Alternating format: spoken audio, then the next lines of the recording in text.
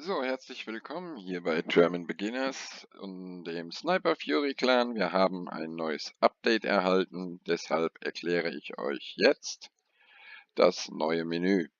Ganz wichtig, bevor ihr anfangt mit dem neuen Update zu spielen, müsst ihr unbedingt unter Einstellungen, ihr werdet da noch einen Bildschirm haben, direkt beim Start, ich habe das schon getan, die Geräte verbinden, beziehungsweise sich verbinden. Da gibt es ein altes und ein neues Microsoft-Account.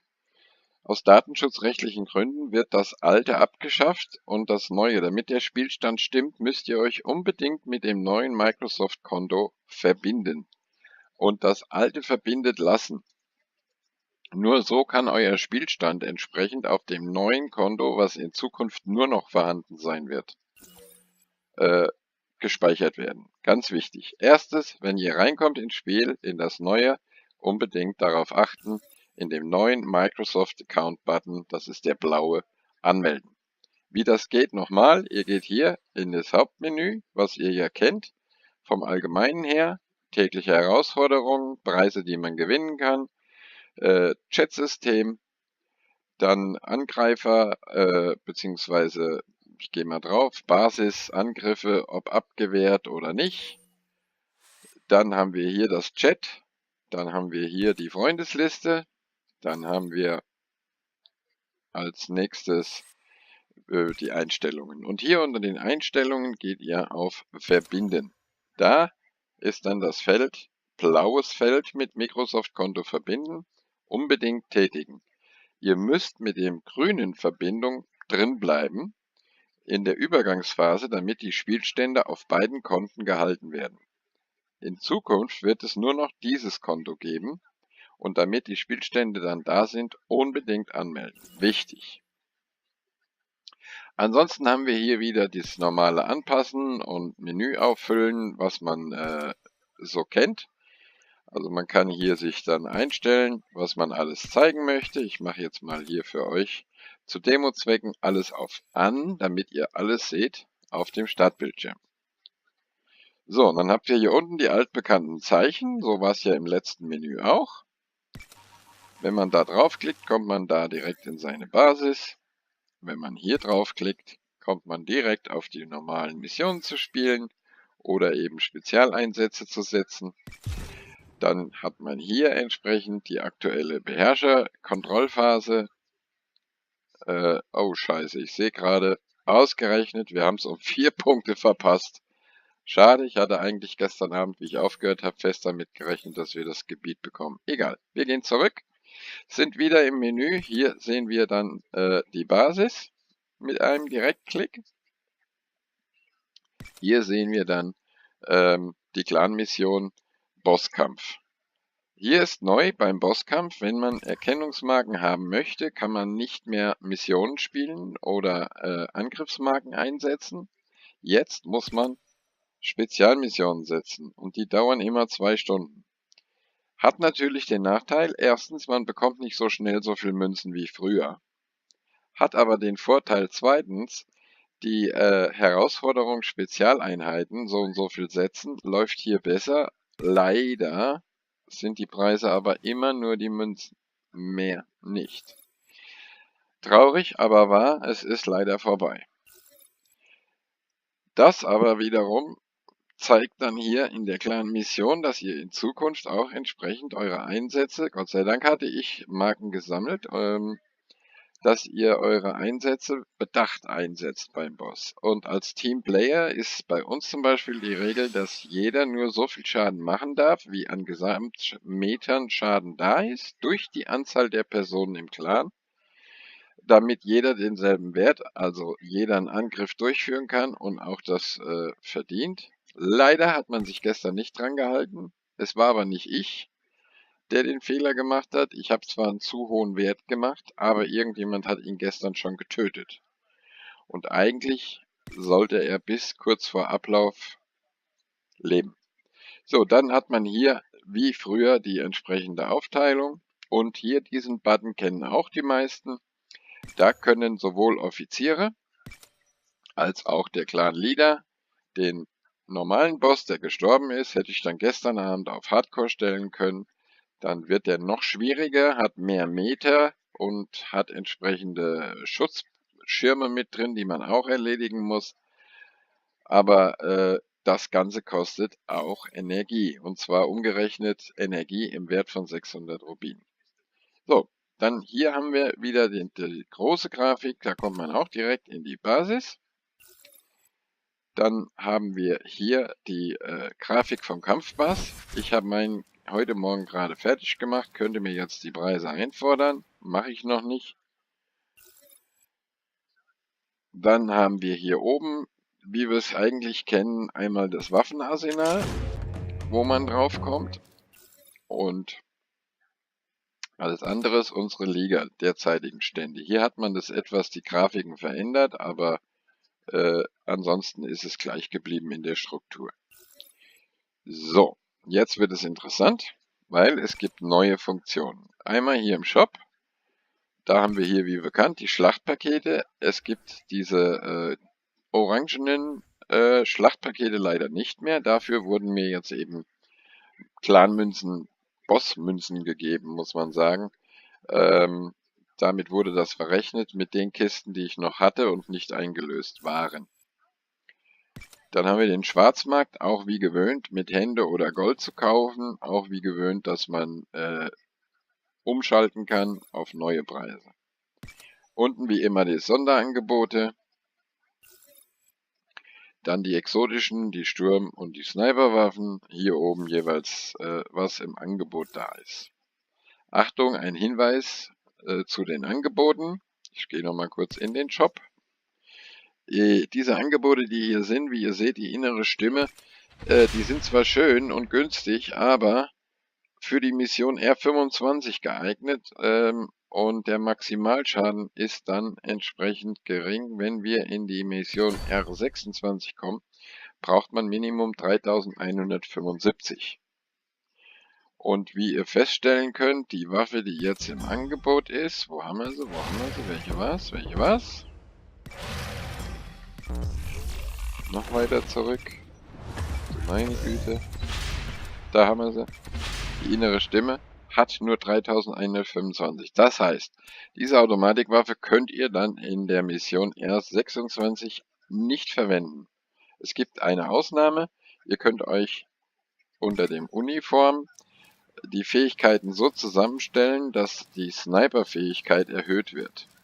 Wie ihr hier seht, haben wir ja die Abwehr, hier den Kopfschussbonus, hier exotische Waffen, hier bei Spritzschadenerhöhung und hier ist die Sniper.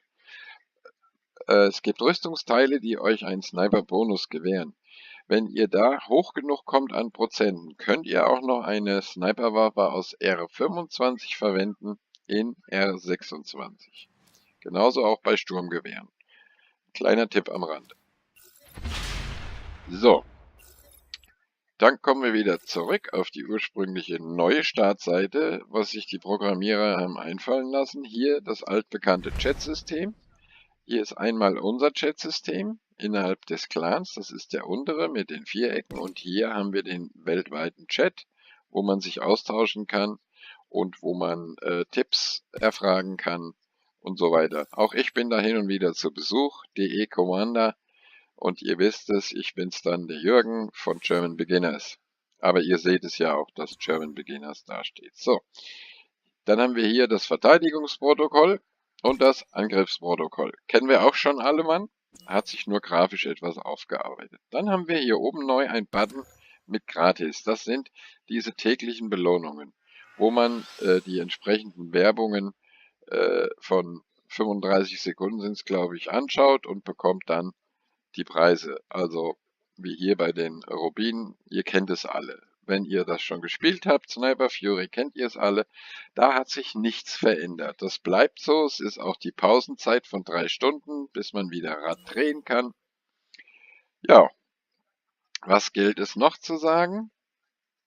Eigentlich war das jetzt in den gröbsten Zügen die neue Oberfläche bekannt gegeben. Das Wichtigste, denkt unbedingt dran, Microsoft-Konto neu anmelden, das blaue Microsoft-Konto und in dem alten angemeldet bleiben, damit euch die Spielestände nicht verloren gehen. Ganz, ganz wichtig. Hier seht ihr die täglichen Einlog-Belohnungen.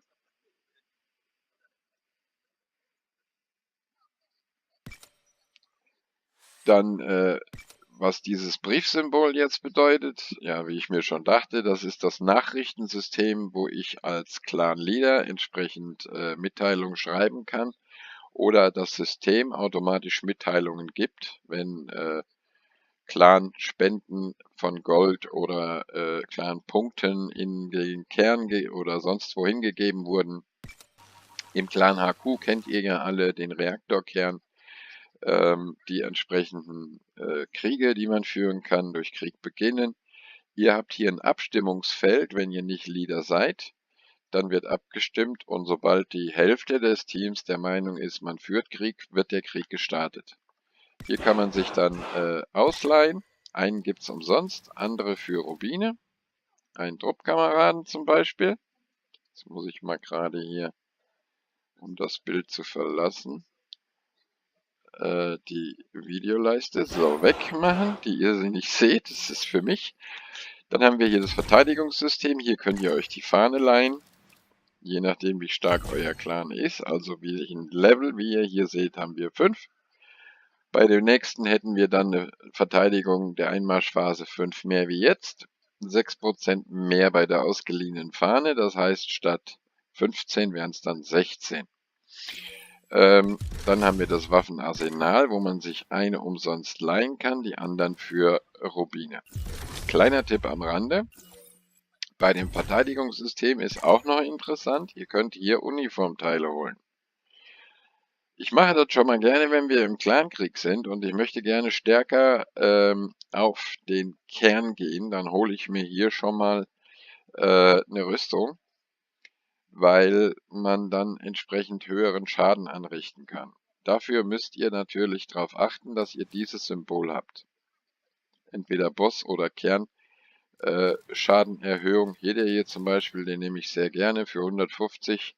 Nehme ich es in Kauf, wenn ich eine gemischte Rüstung mache. Da ich aber mittlerweile mit Cowboy und Stachel drauf gehe, hat es wenig Sinn. Sinnvoll ist aber auch, mache ich auch hin und wieder, wenn ich mal eine Phase habe, wo ich meine Jungs update und dann nicht so starke Basisbesetzung, dass ich mir dann hier den Operative X hole. Der hat nämlich eine Steigerung von 25% in der Weste. Gut. Eigentlich kann man alles nutzen, jeder auf seine Art und Weise. Was jetzt neu und mehr gemacht wurde, ist eigentlich, dass man mehr Wert auf diese Drohnenmissionen gelegt hat. Warum, weiß ich nicht. Scheinbar haben das entweder zu wenige gespielt oder man will es irgendwie hoch. So, und dann unten, wenn ihr auf Start drückt, habt ihr hier nochmal Clane. Wir sind derzeit nicht im Krieg. Ihr kommt dann wieder da in eurer Clanliste. Darüber hinaus haben wir hier eure täglichen Herausforderungen. Meine fangen heute jetzt gerade erst an, wie ihr seht. Ich muss da gleich loslegen. Und ganz unten ist dann unter den Missionen bei den Fältchen Herausforderungen unten neu die Drohnenmissionen drin. Hier gibt es auch einige Änderungen.